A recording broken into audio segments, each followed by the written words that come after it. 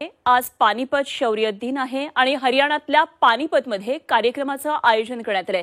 मुख्यमंत्री देवेंद्र फडणवीस या कार्यक्रमाला खास उपस्थिती लावणार आहेत। वीरगती प्राप्त झालेल्यांना मुख्यमंत्री श्रद्धांजली वाहणार आहेत। पानिपतच्या मैदानावर 14 जानेवारी 1761 ला मराठे आणि अहमद शाह अब्दाली यांच्या सैनिकांमध्ये तुंबळ युद्ध झालं।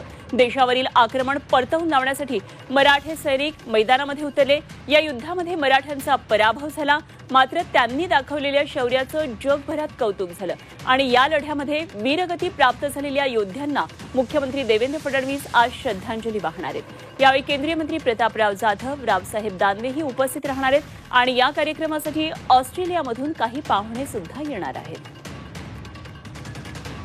आणि या संदर्भात आणखी सविस्तर तपशील जाणून घेऊया। आमच्या प्रतिनिधी उर्वशी खुना सध्या पानिपतमध्ये आहेत। आपण काय नेमकं कार्यक्रमाचं आयोजन केलं जाणून घेऊया। उर्वशी, आज मुख्यमंत्री पानिपतमध्ये येणार आहे, शौर्य दिवस आहे, काय नेमके कार्यक्रम असणार आहेत, कोण कोण उपस्थित राहणार आहेत?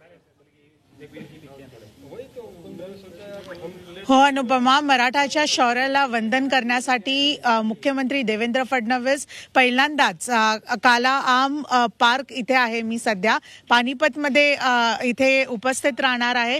काला आम पार्क इथे जे आपण बघतो आहे त्याचं एक महत्त्व म्हणजे असं की 1761 मध्ये पानिपतची जी तिसरी लढाई झालेली तेव्हा इथे जे मराठा होते त्यांची जी आर्मी होती ते सदाशिवराव भाऊ आणि विशेषराव पेशवा या ह्यांच्यात जी आहे ह्यांनी लढलेली अब्दाली ह्यांच्या बरोबर तिथे ज्या प्रकाराने जे एक आपण सांगतो की शौर्य असा जो होता सदाशिवराव भाऊ आणि दुसरे जे मराठा होते त्या सगळ्यांना लक्षात घेऊन हे काला आम म्हणून इथे असा मॉन्युमेंट तयार केलाय। काला आम याचं महत्त्व म्हणून की हे सांगितलं जातं, इकडचे लोक हे बिलीव्ह करतात की तेव्हाचा जो रक्त होता किंवा त्यांनी जे एक बलिदान दिलं आणि तेव्हाचा जो रक्त होता त्याला लक्षात घेऊन इथे जो आता आंब्याचा झाड झाला आहे तो म्हणजे काला आम असं याचं महत्त्व आहे। इथे दरवर्षी 14 तारखेला एक प्रोग्राम होतो इथे वंदन करण्यासाठी।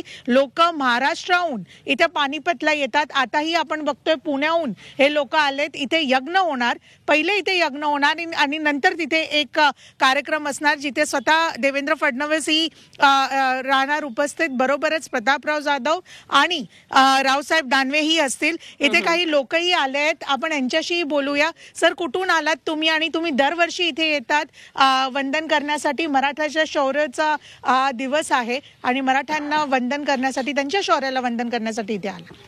आम्ही पुणे, सातारा, सासवड, जेजुरी, पुरंदर तालुक्यातून इथं आलेलो आहे आणि महाराष्ट्रातून वेगवेगळ्या कानाकोपऱ्यातून आमच्यासारखे युवक इथे येत असतात।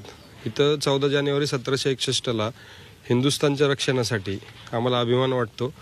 1 लाख मराठ्यांनी म्हणजे महाराष्ट्रातल्या लोकांनी इथं बलिदान दिलं, ते धारातीर्थी पडले। पण महाराष्ट्रातल्या लोकांना तो इतिहास माहिती नाहीये आणि इथले स्थानिक आमचे जगवीर मराठा असतील, इतर लोक असतील ज्यांना आपण रोड मराठा म्हणून ओळखतो, तर हा उपक्रम त्यांनी सुरू केला 2015 पासून।